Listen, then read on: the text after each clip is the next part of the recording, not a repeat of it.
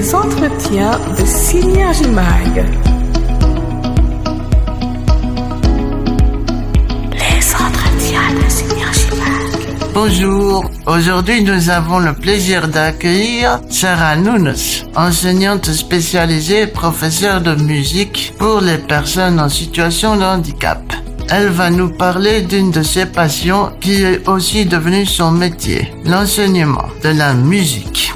Les entretiens de Synergie Mag. Bonjour Niels, merci pour l'invitation. Je m'appelle Sarah, je suis portugaise, je suis violoniste et professeure de musique éducatrice spécialisée. J'ai fait mes études en violon et en violon baroque dans le domaine de la performance au Portugal et à Genève. Et ensuite, je me suis également formée dans l'enseignement de la musique et dans l'enseignement spécialisé. Aujourd'hui, je travaille beaucoup dans l'enseignement musical, notamment avec des enfants et des personnes en situation de handicap. Et depuis quelques années, je m'intéresse particulièrement à la musique comme un style de l'inclusion. Je développe aussi une approche pédagogique adaptée qui permet à des personnes avec différents types de difficultés d'apprendre la musique de manière structurée mais aussi accessible. Votre enseignement de la musique est-il seulement pour la théorie ou bien y mettez-vous une part de votre amour de la musique de manière ludique? Ma méthode est basée sur l'idée que tout le monde peut apprendre de la musique, mais pas forcément de la même manière. Donc, j'adapte les activités selon les capacités de chaque élève. On utilise le corps, le mouvement, l'écoute, les instruments et beaucoup d'exploration sonore. L'objectif n'est pas seulement de faire une activité musicale, mais de permettre un véritable apprentissage musical, même pour les personnes qui ont des difficultés motrices, cognitives ou de communication. Donc, je cherche aussi à créer un moment calme parce que la musique peut aider les personnes à se détendre. Donc, par exemple, j'essaie parfois d'enseigner la musique, l'apprentissage d'instruments à travers le color, le toucher. Je travaille aussi beaucoup la sensation rythmique. Mon enseignement n'est pas seulement théorique parce que la musique est avant tout une manière vivante, une expérience vivante. Donc, la théorie, elle vient après l'expérience musicale.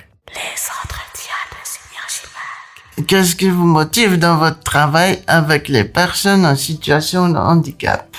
Ce qui me motive le plus, c'est de voir que la musique peut ouvrir des portes. Donc, parfois, une personne qui a des difficultés à communiquer ou à s'exprimer trouve dans la musique une autre manière de participer, de créer ou d'interagir. Ces moments sont très forts. Ils me rappellent que la musique peut vraiment être un langage universel. Mais surtout, j'aime beaucoup aider. Donc, je trouve très important que les personnes en situation de handicap puissent avoir les mêmes opportunités, y compris d'apprendre la musique et de vivre ces moments spéciaux dans leur semaine. Donc, pour moi, c'est vraiment un plaisir de pouvoir contribuer à ça. Depuis combien de temps faites-vous cela? Je travaille dans l'enseignement de la musique depuis plusieurs années. Mon intérêt pour l'inclusion et l'adaptation pédagogique s'est développé progressivement au fur et à mesure de mes expériences avec différents élèves. Donc, en réalité, tout a commencé plus profondément lorsque j'ai fait du babysitting pour un garçon avec Trisomie 21. Et après, j'ai commencé à faire un peu de musique avec lui. Et voilà, aujourd'hui, c'est devenu une part très importante de mon travail. Faites-vous encore des études ou vous avez terminé? J'ai terminé mes études principales. Les dernières que j'ai fait étaient en enseignement spécialisé au Portugal, ce qui m'a permis de mieux comprendre les différents profils d'élèves et d'adapter encore davantage mon enseignement. Mais j'aime beaucoup continuer à apprendre, donc je fais régulièrement des formations, par exemple musique thérapie, musique dans l'éducation inclusive et formation d'autisme aussi. Les entretiens de Synergie Mag. Jusqu'à maintenant, quel genre de personnes handicapées vous avez côtoyé? J'ai travaillé avec des personnes à différents profils, des difficultés motrices, des troubles de développement et aussi des difficultés de communication ou d'apprentissage. Donc, par exemple, j'ai travaillé avec des enfants avec trisomie 21, des autres trisomies aussi, l'autisme ou encore de la paralysie cérébrale. Votre enseignement s'adresse-t-il aussi aux personnes valides? Oui, bien sûr. Alors, mon approche est inclusive. Les activités peuvent être adaptées pour tous. Beaucoup de principes pédagogiques que j'utilise, comme l'apprentissage par le mouvement, l'écoute et le jeu, sont bénéfiques pour tous les élèves avec ou sans handicap. Je suis aussi professeur de violon pour les élèves sans handicap. Quelle est la matière que vous préférez enseigner dans votre métier d'enseignante spécialisée? Ça, c'est un peu compliqué. En fait, j'aime tout, mais ce que je préfère enseigner, c'est vraiment la découverte de la musique à travers le corps, les instruments. J'aime beaucoup les moments où les élèves explorent les sons, l'improvisation, ou même quand ils commencent à eux-mêmes créer de la musique. Mais j'adore aussi enseigner le violon, même le piano. Les entretiens de Synergie Mag. Maintenant, nous allons passer à des questions plus personnelles, si vous voulez bien. Bien sûr. Quel est votre style de musique ou instrument préféré? Alors, mon instrument préféré est bien sûr le violon. Mais j'aime aussi beaucoup le corps. C'est un instrument avant, qui a un son très riche et très beau. Mon style de musique préféré, même si je suis spécialisée en musique classique, j'aime écouter beaucoup la bossa nova, que c'est brésilienne, et le jazz aussi. Quelle est votre chanson qui vous donne de l'énergie pour la journée? J'ai pas forcément une chanson précise, mais j'aime beaucoup écouter la samba ou des chansons brésiliennes. Ce sont des musiques très vivantes qui donnent beaucoup d'énergie. Avez-vous déjà joué dans un orchestre et quel effet cela vous fait-il?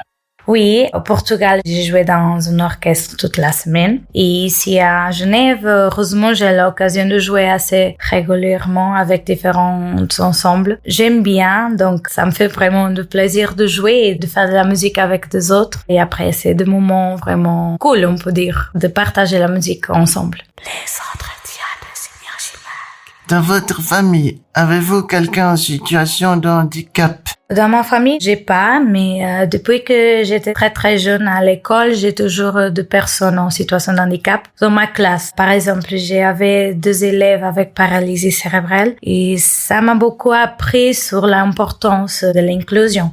Qu'est-ce qui est compliqué pour vous dans la musique? La musique est très exigeante, donc il faut beaucoup de patience, beaucoup de travail pour progresser. Quand j'ai fait mon bachelor, j'ai passé vraiment beaucoup de temps à jouer du violon, parfois 8 heures par jour. Mais en même temps, cette exigence fait aussi partie de la musique et de la beauté de la musique. Et pour terminer, est-ce que vous avez déjà enregistré un album? Oui, alors j'ai eu l'occasion de participer à l'enregistrement d'un album d'une artiste pop portugaise. Elle est connue au Portugal, où j'ai joué du violon. Mais et aussi, j'ai enregistré une bande sonore pour une série portugaise. C'était vraiment cool. J'ai trop aimé. Les entretiens de Synergie Mag. Merci pour votre gentillesse et le moment que vous nous avez accordé pour faire connaître votre profession.